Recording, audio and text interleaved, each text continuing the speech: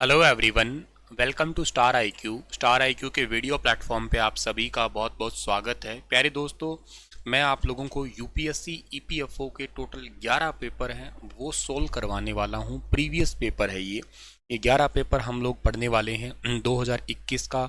उससे पहले जो हुआ था हमारा 2017 का, 15 का, 12 का, 4 का, 2002 का, एक 16 का भी है। जो पेपर आपके हुए हैं उस सारे के सारे पेपर आपको मैं सोल्व करवाने वाला हूँ। टोटल 11 पेपर मैं आप लोगों को मतलब जिसमें कुछ प्रैक्टिस सेट भी इन्वॉल्व है, कुछ पीवाईक्यू पेपर भी हैं आपके पास साथ, ठीक है ना। तो आइए सीखते हैं हम लोग इनको। जो इसमें क्वेश्चन पूछे गए हैं वो सारे आपके मैथ और रीजनिंग वाले पार्ट को छोड़ के जो सवाल हैं उन सब के आपको मैं प्रॉपर आंसर देने वाला हूँ। सो आइए सीखते हैं जो हमारे एग्जाम में आने वाले 2 जुलाई को बहुत ज़्यादा हेल्पफुल हो सकते हैं पीवाईक्यू पढ़ना। सबसे पहला जो क्वेश्चन था वो पार्ट 1 आपका दिया था और वो इंग्लिश का पार्ट है जिसमें सिनोनियम दिए गए हैं और इसमें पूछा है कि today's the newspaper is full of carnage. ये वर्ड है, इस वर्ड का आप लोगों को पूछा है नियरेस्ट इन मीनिंग, मतलब सिनोनियम पूछा है तो इसका मतलब होता है कार्नेज का नरसंहार मतलब होता है इसका, ठीक है ना। तो इसके सिनोनियम्स कौन से हैं? नरसंहार का मतलब आप समझते होंगे कि बहुत सारा भीषण नरसंहार अशोक राजा ने किया था 261 ईसा पूर्व कलिंग युद्ध मैदान में, रक्तपात करना, ठीक है ना, उस प्रकार से कुछ होता है। तो ये आपका आंसर जो है ना इसका ए ऑप्शन सही है, ब्लड शेड। बाकी जो ऑप्शन है ये इससे रिलेट ही नहीं करते हैं। कंसर्न करने का मतलब तो चिंता करना होता है, स्टेयर करने का मतलब होता है किसी के ऊपर टोंट मार देना, व्यंग करना, इस टाइप से होता है। लस्ट होती है काम वासना, सेक्सुअल फीलिंग टाइप से, ठीक है। तो पहला क्वेश्चन इसका ऑप्शन नंबर ए ठीक है आपका। सेकंड क्वेश्चन आपसे है द रिलीजियस गिफ्ट। अब रिलीजियस वर्ड से रिलेटेड आप लोगों को देखना है इसके बिल्कुल नियरेस्ट कौन सा होगा। होपफुली ये तो बहुत ही इजी सवाल था। रिलीजियस और स्पिरिचुअल आप लोग एक साथ ही बोला करते हैं, तो बी ऑप्शन इसका बिल्कुल ठीक है, सिनोनियम ही है ये आपका। मिस्ट्री आप लोग बहुत अच्छे से जानते हो, वो चीज़ क्या होती है, एक रहस्य होता है आपका। कोई भी मिस्ट्री कहते हैं ना कि बड़ी रहस्यमयी चीज़ है ये आपका। और इसके अलावा जो फिलॉसफी की बात करते हो तो फिलॉसफी भी आपको अच्छे से पता है कि जैसे कहते हैं ना कि ये फिलॉसफर है तो दार्शनिक चीज़ें हैं, दर्शन शास्त्र से रिलेटेड चीज़ें होती है आपकी। मेटाफिजिकल का मतलब जैसे आप लोगों ने कभी ये सुना हो पत्थरों के ऊपर कुछ लिखा होना, या पत्थरों या कोई बात ऐसी हो, कहते हैं ना गूढ़ रहस्य है बहुत ही, या लिखा हुआ खुदा हुआ अक्सर टाइप से, तो किसी बड़े पत्थर पे कुछ लिखा हुआ होना इस टाइप से। मेटा या मेगालिथिक जो आपकी चट्टानें वगैरह होती है, तो इन कई सारी चीज़ों में इसका यूज़ करते हैं, गूढ़ रहस्यों के लिए भी यूज़ करते हैं। तो ये तो दूर दूर तक नहीं थे, इसका सिंपल सा आंसर स्पिरिचुअल ही था, एकदम ईजी था ये वाला सवाल। तो फिर एक सवाल आपसे पूछा है इमेजिन का। इमेजिन पूछा है आप लोगों से कि हाउ मच। अभी इमेजिन का बिल्कुल नियर, इमेजिन करने का मतलब क्या होता है, सोचना। कहते हैं ना कि कैन यू इमेजिन, अगर आपके साथ ये होता तो सोचो, अगर बारिश आ जाए तो। सोचने के लिए क्या है, थिंक होता है, ठीक है। बाकी ऑप्शन आप लोगों को अच्छे से पता थे, जैसे फील करना तो महसूस करना होता है, अंडरस्टैंड होता है समझना, सी मतलब देखना होता है। तो इस करके इसका ऑप्शन नंबर सी है वो बिल्कुल ठीक था हमारा, ठीक है। इसके बाद में अगला जो वर्ड है आपका वो है इनवेड्स। अब देखो इनवेड्स क्या होता है, इनवेड्स करने का मतलब होता है किसी के ऊपर हमला करना हो सकता है, या किसी चीज़ को किसी में शामिल करना हो सकता है। इसको आप प्रॉपर हिंदी में कहो तो आक्रमण करना और सम्मिलित करना होता है। तो इसका हमें देखना है, ये वर्ड है हमारे पास में। तो not merely something that occupy that they are you are doing it but invades all your life and experience and affect them in one way or the other. तो इसके सिनोनियम्स की बात करते हैं तो इसका मतलब देखो क्या, इन्वेड्स मतलब मैंने कहा ना शामिल करना या आक्रमण करना, दोनों ही हो सकते हैं, ऑप्शन पे डिपेंड करते हैं ऐसे वाले क्वेश्चन। तो देखो क्या होता है कि आपका प्रिजर्व करने का मतलब तो होता है किसी को संभाल के रख लेना, तो इसका तो कोई मतलब ही है ही नहीं संभाल के रखना। स्पॉइल करना मतलब होता है आपको पता है, रद्द बिगाड़ देना, ख़त्म करना, बर्बाद करना। डिमोलिश करना भी आपको पता है ना, जैसे मान लेते हैं कोई बिल्डिंग के बारे में आपने कभी ये अखबार में कोई इंग्लिश न्यूज़पेपर में पढ़ा होगा, किसी बिल्डिंग को डिमोलिश कर दिया, ध्वस्त कर दिया, उड़ा दिया, बम वगैरह जब फेंकते हैं तब इसका यूज़ करते हैं। तो जब तीन ये है ही नहीं इससे रिलेटेड तो कवर करना ही हो सकता है। इन्वेड्स या कवर्स लगभग पास पास के वर्ड है। ये बहुत इजी सा सवाल है, ठीक है ना। लिबरल का मतलब एक आज़ादी से संबंधित हो सकता है, लिबरल का मतलब एक उदारता से हो सकता है, लिबरल का मतलब आप लोग अपने गुरु चेले से संबंधित समझ सकते हो, ठीक है ना। तो इसके आसपास का वर्ड आपसे पूछा है, तो लिबरल और टॉलरेंट ये बिल्कुल एक पास में है। बाकी जो अगर आप लोग प्रोफ्यूज की बात करते हो तो इसका मतलब होता है बहुत ज़्यादा, यानी कि प्रचुर मात्रा में होना, ठीक है ना। अगर आपसे प्लेंटीफुल की बात करते हैं तो इसका भी मतलब प्रचुर मात्रा में, प्रचुरता किसी चीज़ का ज़्यादा होना, जैसे कि लीबिया सॉरी आपका क्या कहते हैं, बोलीविया वगैरह, चिल्ली वगैरह है, इसके अंदर लिथियम की प्रचुरता है, वहाँ पर प्लेंटीफुल एक वर्ड यूज़ करते हैं उसके लिए। डॉगमेटिक बहुत बार आया होगा आपके आगे, डॉगमेटिक पर्सन बोलते हैं जनरली जब बहुत ही ज़्यादा कोई कट्टर इंसान होता है ना, कुछ जैसे अपने धर्म के प्रति कट्टर होते हैं, उनके लिए जनरली इसका यूज़ करते हैं हम लोग, ठीक है। चलिए सर, स्पॉटिंग एरर के कुछ क्वेश्चन थे आपके यहाँ पे, तो स्पॉटिंग एरर के कुछ क्वेश्चन है यहाँ पे आपके लिए, ऑप्शंस दिए गए हैं यहाँ पे, ठीक है ना। एक आपका है कि each item in this section has a sentence with 3 underline parts labelled, ये ऑप्शन है आपके पास में। दूसरा आपके पास में जो है ना, ए हो गया, बी एंड सी ऑप्शन है, read each sentence to find out whether there are any error, इनके अंदर कुछ एरर है कि नहीं है, ठीक है ना। अगर इसके अंदर कुछ एरर है तो बताना है हमें, नहीं एरर है तो कुछ आंसर कर देना नो एरर। तो बाकी एरर कुछ इसके अंदर है ही नहीं, सारे के सारे आइटम ठीक दिखाई दे रहे हैं। नाइदर के साथ में नोर, दो सब्जेक्ट जुड़े होते हैं तो वर्ब का प्रयोग जो ना सब्जेक्ट के अकॉर्डिंग ही करते हैं, नाइदर नोर ही होता है आपका, ठीक है ना, कॉमन है, बहुत बार पढ़ा होगा आपने, ठीक है। The car which went past us, ठीक है ना, the car which went past us when we were driving on the highway, driving on the highway and must have been doing at least 100 miles an hour, ठीक है ना।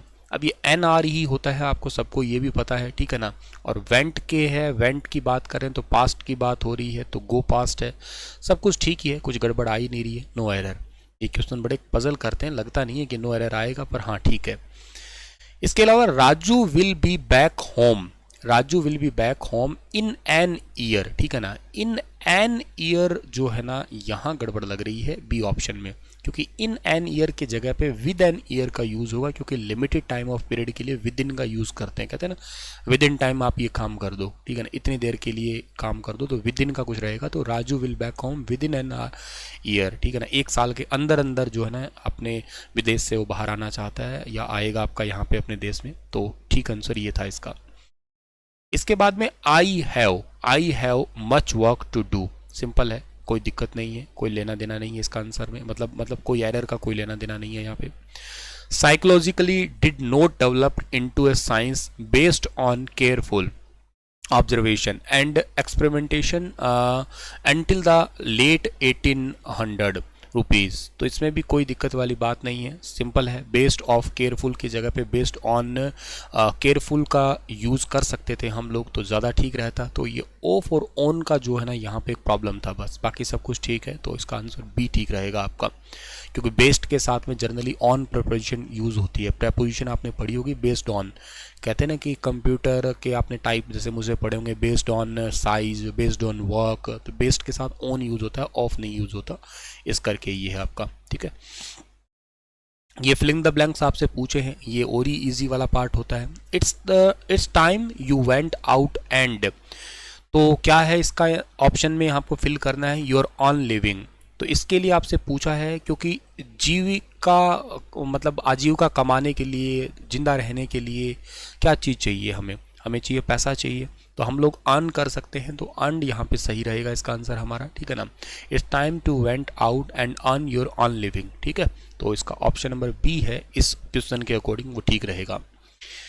The elephant fail into, तो elephant के बारे में बात पूछी, देखो एलिफेंट जो है ना वो किस पे आएगा, आपका ट्रैक पे आएगा कि ट्रिक पे आएगा, ट्रंक पे आएगा, सिंपल सी बात है, एलिफेंट जाल में फंसेगा, ठीक है ना, जो आपका शिकारी होता है वो जाल में ही फंसाता है ना हमेशा, तो ट्रैप ही ठीक रहेगा इसका आंसर हमारा। The dress isn't really tight, it will blanks when you have Warne it. अब देखो क्या होता है कि जब हम किसी कपड़े को पहनते हैं ना, तो वो हमारी बॉडी के अकॉर्डिंग जो है ना सेट हो जाता है, इसको हम लोग क्या कहते हैं कि स्ट्रेचेबल कपड़ा है, ऐसे कहते हैं ना हम लोग, कोई कपड़ा है कि हाँ ये स्ट्रेचेबल है, जींस है और है तो ये स्ट्रेच हो जाएगी। एक्सपेंड करने का तो मतलब क्या होता है, फैल गई कोई चीज़, तो कपड़ा कोई फैलता नहीं है, वो तो एक अलग ही लेवल हो गया आपका। स्किज नहीं है, बैंड मुड़ कोई जाएगा नहीं आपका, ठीक है। तो इसका सिंपल आंसर है स्ट्रेच। कपड़े जनरली स्ट्रेच ही होते हैं हमारी बॉडी के अकॉर्डिंग, ठीक है। नेक्स्ट आपसे पूछा है वो क्या कि with his back to old man he stood at window fists clenched and his shoulder with the choked sobbing. तो अब आपसे ये सवाल पूछा है, तो इसका सिंपल सा देखो मीनिंग क्या होता है। आप लोग एक सिंपल सी बात ही ये सोचने की कोशिश करते हैं कि हमें किसी चीज़ को हमने जैसे मान लेते कोई आदमी गिरने लगेगा या उसके अंदर जो से हिलना स्टार्ट होता है, तो किसी का कंधा पकड़ेगा, जाहिर सी बात है, शॉक करना, ठीक है। शॉक का मतलब ही हिलना होता है, ठीक है। तो यहाँ पे शीवर्ड कंपाना होता है, वाइब्रेटेड नहीं है, मूव नहीं है। सिंपल सी बात है कि एक बूढ़ा आदमी था and he stood at window fists clenched and मतलब बंद मुट्ठी से जो है ना उसने अपने कंधों को जो है ना अच्छे से पकड़ा था, जो वो हिलना स्टार्ट किया था, ठीक है ना। चॉक्ड शॉबिंग, तो हिलने से संबंधित है आपका यहाँ पे ऑप्शन नंबर बी, ठीक है इसका हमारा। शॉक या शॉक्ड कहते तो ज़्यादा ठीक रहता, नियर टू द वर्ड है आपका यहाँ पे। अच्छा, ये अगला जो क्वेश्चन है आपका, ये ऑप्शंस के अकॉर्डिंग भी कर सकते थे आप लोग क्या कि mother proudly received the gallantry award on behalf of. Award के साथ हमेशा ये वर्ड यूज़ करते हैं ऑन बिहाफ, बहुत ही सिंपल है, कई बार आता है, मतलब उनकी तरफ से। जब वो कोई पर्सन जो है ना नहीं रहता है या किसी का डेथ हो जाता है, किसी की तरफ से कुछ लिया जाता है, तो ऑन बिहाफ होता है ये। तो ये कई बार आता है, या कई किसी को अवार्ड वगैरह देते सुना होगा तुम लोगों ने। इंग्लिश वाला पार्ट बहुत इजी आएगा, थोड़ा सा ध्यान दोगे तो हो जाएगा। एंटोनियम भी पूछ रखे हैं आप लोगों से उल्टे, ठीक है ना, अपोजिट इन मीनिंग आपसे पूछा है, ठीक है ना। तो लेविश क्या होता है, इसका मतलब होता है बहुत ज़्यादा खर्चा करने वाला पर्सन। अब इसका मतलब क्या होगा, बहुत ज़्यादा खर्चा करने वाला पर्सन जो है ना, इसका उल्टा क्या होगा, जो पर्सन कम खर्चा करने वाला होगा, ठीक है ना। तो देखो जो डिसेंट होता है, इसका मतलब जो सभ्य इंसान होता है, बहुत ही अच्छा सा कहिएगा आप लोग, ठीक है ना। स्ट्रेंज का मतलब कहते हैं ना, ये बहुत अलग इंसान है, एकदम विचित्र इंसान है, अलग सा है। चीप होता है, सस्ता होता है, और फ्रूगल होता है आपका किफ़ायती। ये दो ऑप्शन बड़े ही क्लोज हैं, इसका सही आंसर फ्रूगल दिया है, ठीक है ना। फ्रूगल ही ठीक रहेगा, ये ना होता तो कहीं ना कहीं आप उसके और पास जा सकते थे, ठीक है। फिर अगला जो क्वेश्चन आपसे पूछा है वो क्या है, the soldier was gallantly praised for his valour. अब आप वेलोर के बारे में बात करिए। वेलोर का मतलब आपका होता है कि बहादुरी वाला काम करना, कोई वीरता वाला काम करना, ठीक है ना। तो इसका उल्टा क्या हो सकता है, इसका उल्टा होगा, बहादुर का उल्टा कायर होता है हमेशा, और कायर के लिए आपका जो है ना वो कॉविडेस वर्ड होता है, सिंपल सा है। बाकी वर्ड जो है ना आपका, ये इसका मतलब होता है भद्दा, ठीक है ना, भद्दापन होता है आपका, ठीक है ना। क्लिमीनेस के ना, सेल्फिशनेस का भी आपको मतलब अच्छे से पता है, जो स्वार्थी इंसान होता है। और टैक्ट जो होता है ना, वो उद्दंडता होता है, टैक्टलेसनेस का मतलब उद्दंड व्यक्ति होता है। फर्टाइल बहुत ही सिंपल है, फर्टाइल का मतलब होती है जो ज़मीन बहुत ज़्यादा उपजाऊ होती है, जिसमें बहुत अच्छा अनाज पैदा होता है। इसका उल्टा होता है बैरन, कई बार आपने पढ़ा होगा, सिंपल सा सवाल था ये वाला। अच्छा, इमिग्रेंट्स भी आपको बहुत अच्छे से पता होगा। इमिग्रेंट जो होता है ना, उसका उल्टा होता है आपका नेटिव होता है। जब विदेशों में जब जाते हैं तो इमिग्रेंट्स अप्रवासी होता है, कहलाता है यहाँ पे। और इसका उल्टा जो है ना आपका, वो क्या कहलाएगा यहाँ पे, इसका उल्टा आपका कहलाएगा यहाँ पे नेटिव। नेटिव का मतलब स्वदेशी होता है, अपने ही देश का होना, उसको आप लोग जो है ना नेटिव के नाम से जानोगे, ठीक है ना। नेटिव होता है आपका अपने ही देश का रहना। तो एक ये सिंपल सा है, आप लोग इसको आसानी से जान सकते हो, देख सकते हो। अगला एलिमेंट्री पूछा है आप लोगों से, ठीक है ना, कि एलिमेंट्री क्या है, एलिमेंट्री क्या होता है। एलिमेंट्री का मतलब होता है, मतलब पहला, या आप लोग कह सकते हो इसको प्राइमरी के रूप में जान सकते हो, सामान्य नॉर्मल भी कह सकते हो इसको, ठीक है ना। तो जो नॉर्मल है, नॉर्मल का उल्टा क्या होगा, नॉर्मल का उल्टा होता है एडवांस होता है, ठीक है ना। या तो नॉर्मल होता है, नॉर्मल का उल्टा फिर होगा तो एडवांस ही होगा, ठीक है ना। अनयूजुअल तो कुछ अलग चीज़ होगी, ठीक है ना। नेव ये बिल्कुल ही अलग है, इसका मतलब होता है जिस जो कोई अनुभव में ना रहे। अनुभव में ना रहे मतलब क्या है कि डिसिप्लिन में जो है ना पर्सन ना रहे, उससे रिलेटेड हम यूज़ करते हैं। तो एडवांस्ड इसका ठीक आंसर रहेगा। तो 120 क्वेश्चन है इस ईपीएफओ एग्जाम में, टोटल 120 में से 20 क्वेश्चन मैंने करवा दिए। आगे आते करते हैं हम लोग अगला क्वेश्चन, ठीक है ना, 21वां सवाल। सो देखते हैं, ठीक है ना। तो हमारे पास में लिस्ट 1 और लिस्ट 2 दे रखी है, ठीक है ना। तो लिस्ट 1 और लिस्ट 2 दे रखी है, इसके अंदर ये जो पार्ट ही अलग है आपका, ठीक है ना। अब इसमें से हमें मैच करना था कि कौन सा ठीक हमारे पास में रहेगा, ठीक है ना। तो ये एक है, सिंपल सा था आपका। जैसे क्या होता है कि क्लोजर जो होता है ना, क्लोजर का मतलब होता है परमानेंट क्लोज करना, close down of a place employment, किसी नियोजक स्थान पे स्थायी रूप से बंद कर देना। क्लोजर बिजनेस में आता है, इंडस्ट्री के अंदर आता है। वर्कमैन क्या होता है, कोई आदमी ऐसा होता है, कोई एम्प्लॉय होता है जो किसी इंडस्ट्री के अंदर काम कर रहा होता है। दो तरीके के आदमी होते हैं, एक होते हैं स्किल और एक होते हैं अनस्किल। तो स्किलफुल और अनस्किलफुल दोनों ही इसके अंदर आते हैं। स्ट्राइक क्या होती है, स्ट्राइक भी आपका होता है temporary closing down of work place, मतलब कार्यस्थल को अस्थायी रूप से बंद कर देना ही स्ट्राइक कहलाता है। लॉकडाउन क्या कहलाता है आपका यहाँ पे, लॉकडाउन का मतलब सिंपल सा होता है कि कर्मचारियों के द्वारा काम को बंद कर देना, ठीक है ना, कोई भी कर्मचारियों के द्वारा काम बंद कर देना ही आपका लॉकडाउन कहलाएगा। तो इसका ये सारी ऑप्शन 1 2 3 4 एक साथ ही मैच हो रहे थे, तो कोई दिक्कत नहीं आई थी इसके अंदर, ठीक है। चलो, इसके बाद में जो अगला जो क्वेश्चन आपका आ रहा है वो क्या है कि who is an adolescent, adult के लिए बात आ रही है as per the factories act 1948। Factory act 1948 में जो अडोलसेंट है इनसे संबंधित अगर हम बात करते हैं तो क्या रहेगा। देखो, इसका सिंपल सा मतलब है जिसने 15 साल की उम्र पूरी कर ली है किंतु 18 साल की उम्र जो है ना उससे कम है, ठीक है ना। सिंपल सी बात है आपकी, जो अडल्ट से पहला किशोरावस्था जिसको आप लोग कह सकते हो, तो फैक्ट्री एक्ट 1948 के अकॉर्डिंग क्या है, इसको कुमार एक ऐसा व्यक्ति कहलाएगा इसने अपनी उम्र का 15वां साल तो पूरा कर लिया, 18 साल पूरा नहीं हुआ है। वयस्क 18 साल वाला होता है और बालक 15 साल भी पूरा नहीं किया है, वो बालक कहलाएगा। 6 से 15 के बीच में बालक ही कहलाते हैं जनरली, ठीक है। अगला है कि हु इज कंट्रोल्ड इंडस्ट्री। अब इंडस्ट्री से संबंधित बात की है आपके भी, इंडस्ट्री को जो है ना वो कौन कंट्रोल करता है, ये क्वेश्चन आपका है।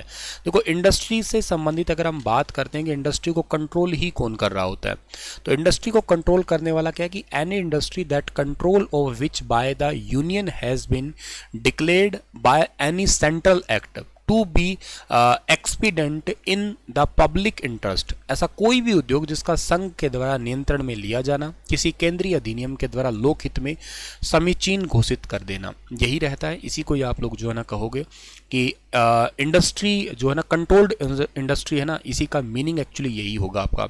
1951 के अंदर इसको लाया गया था। सिंपल सा मतलब इसका यही होता है कि कोई भी इंडस्ट्री है उसको कंट्रोल करना, किसी एक संस्था के द्वारा कंट्रोल करना, किसी कानून के द्वारा कंट्रोल करना, यही आपकी एक इंडस्ट्री रहती है। तो 23 का पहला ही ऑप्शन सही है हमारा। 24वां क्वेश्चन क्या कहता है कि what is the minimum number of member required for registration of trade union. Trade union के लिए कम से कम आदमी कितने चाहिए, 7 आदमी चाहिए।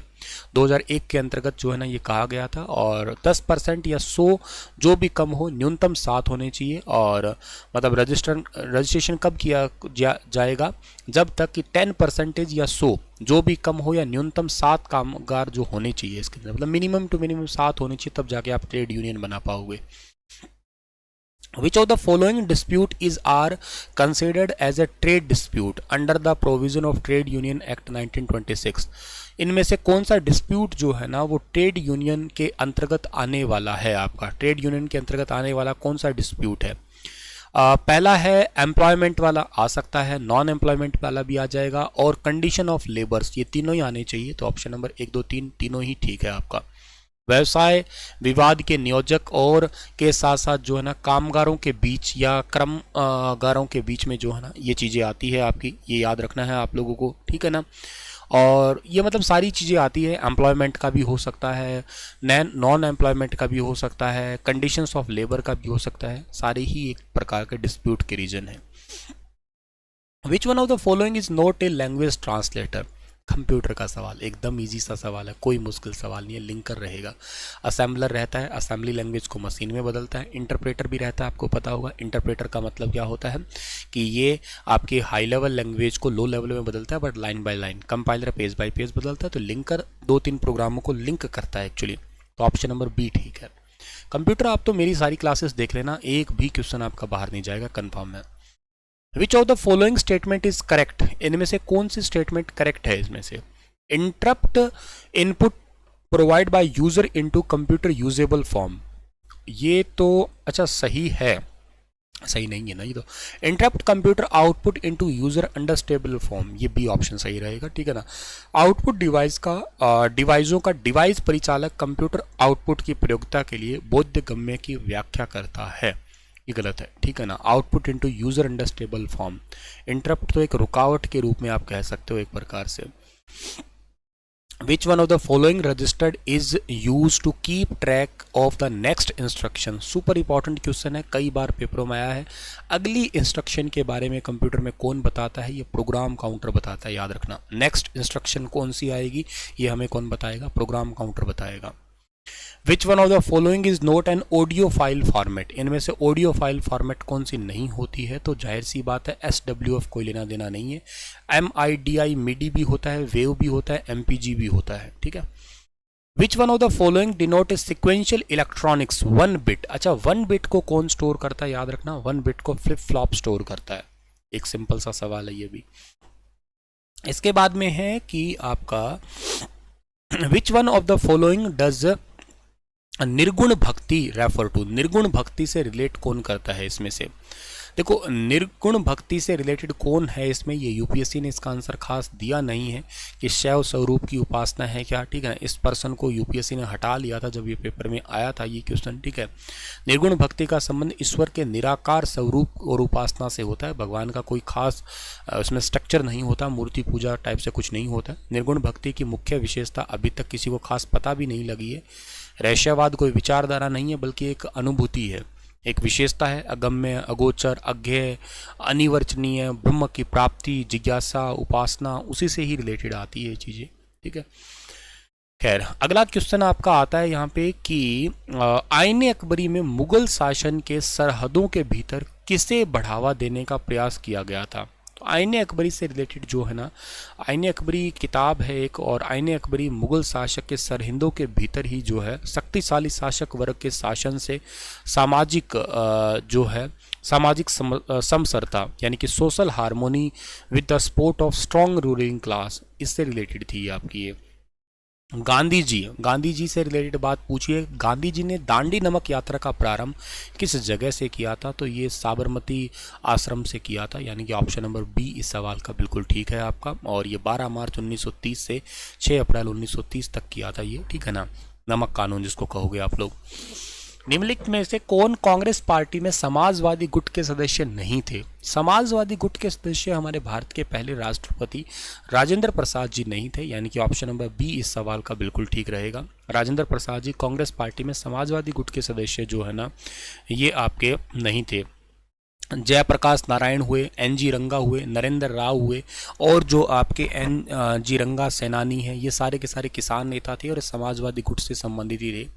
किसान आंदोलन का पिता भी कहा गया है बल्कि इनको रंगा स्वामी को। तो मैकाले से संबंधित बात करते हैं तो मैकाले ने 1835 के शिक्षा संबंधी काम जो है ना किए थे। तो उनकी किन की निम्नलिखित में से किसकी अनुशंसा नहीं की गई थी?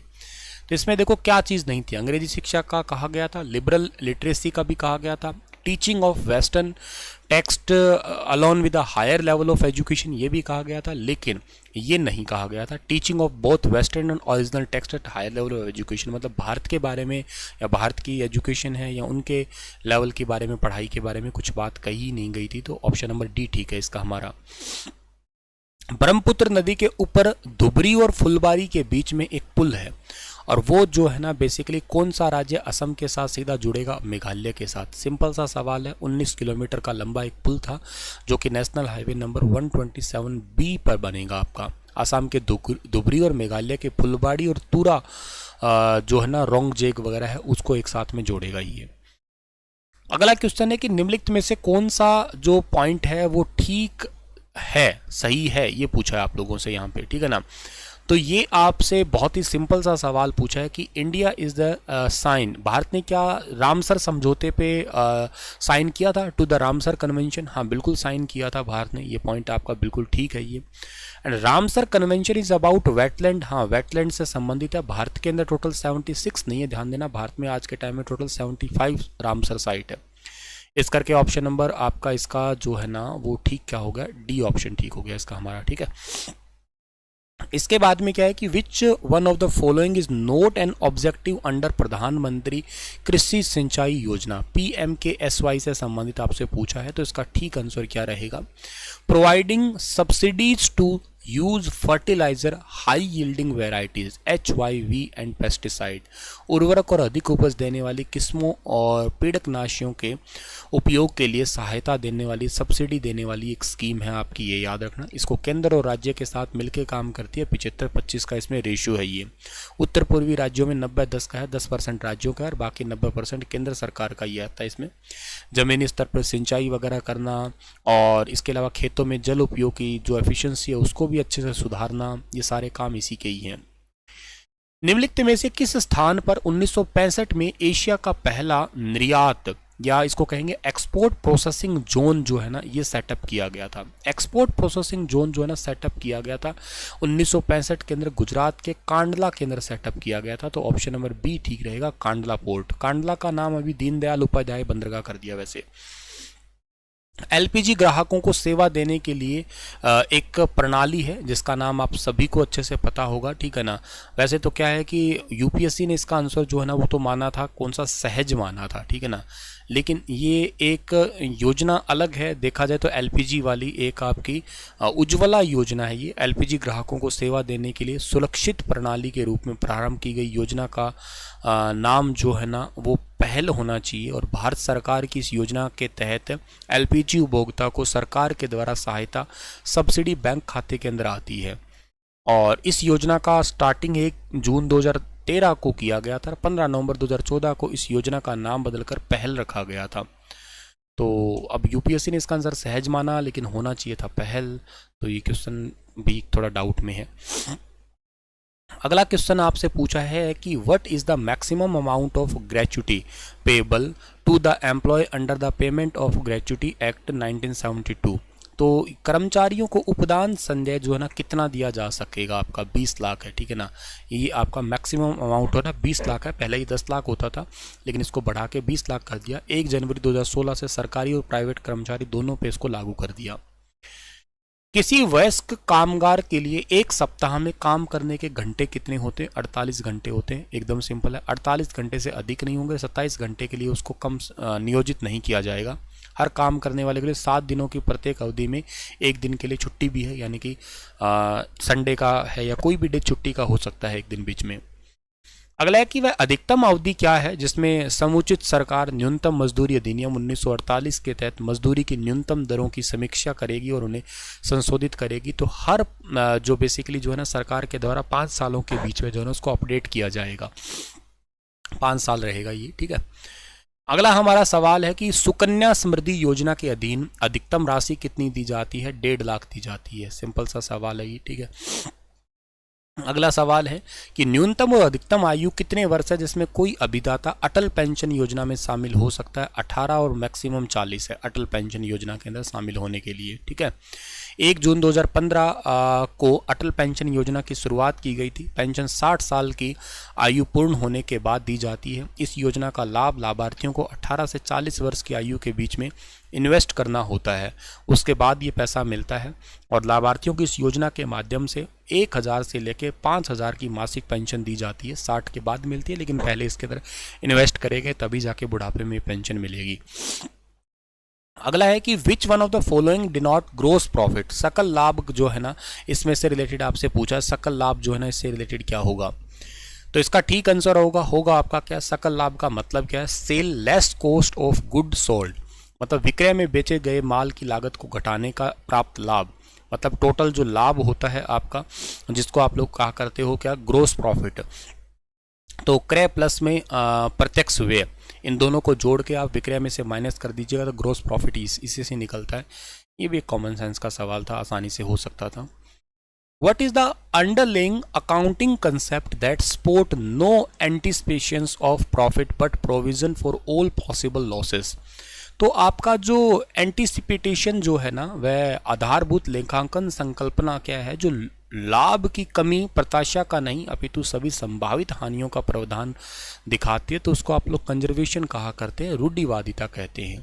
ये भी एक कॉमन सेंस से सवाल किया जा सकता था, इतने इजी सवाल लगता नहीं है कि इस बार भी आएंगे। अगला जो सवाल आपका पूछा है यहाँ पे वो है कि which one of the following accounting concept is applied by an entity बाजार के अंदर नई प्रतिस्पर्धी के प्रवेश में एवं उत्पादन और विपणन विभागों के अनबन अनबन होने जैसी घटनाएं जब लेखाबियों में प्रकट नहीं की जाती है, तब किसी इकाई के दौरान निम्नलिखित में से कौन सा लेखा संकल्पना का प्रयोग किया जाता है? तो ये मनी मेजरमेंट होता है, तब उसके अंदर जो है ना मनी का मेजर किया करते हैं, क्या लेन देन है, क्या घटनाएं रही है। Which one of the following concern prepare recipient and payment account? निम्नलिखित में से कौन सी संस्था प्राप्ति और भुगतान इनका लेखा तैयार किया करती है? तो लेखा तैयार करने वाली संस्था जो है ना वो है नॉन ट्रेडिंग कंसर्न, गैर व्यापारिक संस्थाएं होती है ये वाली। ये क्रैमिंग क्वेश्चन था याद करने वाला, ठीक है। Which one of the following statement is correct about the income and expenditure account? तो अब देखो व्यय, आय और व्यय इन दोनों से रिलेटेड जो है ना कौन सी स्टेटमेंट ठीक रहेगी? तो इनमें से ठीक स्टेटमेंट है C option, it is a nominal account. ये एक अवास्तविक लेखा होता है आपका, ठीक है ना, नॉमिनल अकाउंट के नाम से जो ना इसको जाना करते हैं आप लोग, ठीक है। अगला है कि who among the following is an author, author of book the little book of encouragement. Encouragement of ये बुक किताब जो है ना ये लिखी है दलाई लामा ने। याद करने वाला सवाल है, ठीक है ना, पता होना चाहिए कि हाँ ये किताब लिखी किसने थी। अच्छा, पराक्रम दिवस कब मनाते हैं? सिंपल सा सवाल है, 23 जनवरी को सेलिब्रेट करते हैं। पहले ये दिवस नेताजी सुभाष चंद्र बोस की जयंती होती थी, इसको फिर अब हम 2022 से पराक्रम दिवस मना रहे हैं, ठीक है। 16वीं शताब्दी की प्रसिद्ध कलाकृति साल वाटर मूडी, ये जो है ना ये बेसिकली लियोनार्डो दा विंची से संबंधित है। बहुत ही सिंपल है, पर ये क्वेश्चन मैंने एसएससी के किसी पेपर में रिपीट देखा है। लियोनार्डो दा विंची चित्रकला को बनाने का श्रेय जाता है। एक सिंपल सा सवाल है वैसे तो, पर है क्रैमिंग, नहीं आता तो सवाल गलत हो सकता था। ग्लोबल फायर पावर इंडेक्स में इंडिया फिर से चौथे स्थान पे 2021 में भी और 22 में भी, बता देता हूँ मैं आपको, ठीक है ना। अब तक 22-23 तक की लेटेस्ट रैंकिंग है, उसमें भी चौथे स्थान पे है। पहले नंबर पे इसमें अमेरिका है, दूसरे पे इसमें आता है चाइना, तीसरे पे रशिया आता है और चौथे पे हमारा भारत है, पांचवा जापान है, ठीक है ना। किस देश की सबसे मजबूत आर्मी है उसकी रैंकिंग है ये। नाओमी ओसाका सबको अच्छे से पता है। Naomi Osaka won the women single title, Japan की खिलाड़ी है, ऑस्ट्रेलियन ओपन जीता था। अभी क्वेश्चन थोड़ा पुराना हो गया जेनिफर ब्रेडी को हरा के, लेकिन ये जापान की खिलाड़ी है। हमारा टोक्यो ओलंपिक को मसाल जला के इन्होंने स्टार्ट किया था, ठीक है। चलो इसके आगे मैथमेटिक्स के क्वेश्चन हैं ये वाले सारे, तो ठीक है ना, इनको तो हम नहीं करेंगे। इसके आगे वाला पोर्शन जो है ना ये हम अगले पार्ट में करेंगे, ठीक है ना। एक पार्ट में 60 क्वेश्चन कर लिए, आधा पेपर अगले पार्ट में सोल्व करवाऊंगा, ठीक है। इतना कर लेना एक बार, फास्ट फॉरवर्ड आप लोग। Thank you.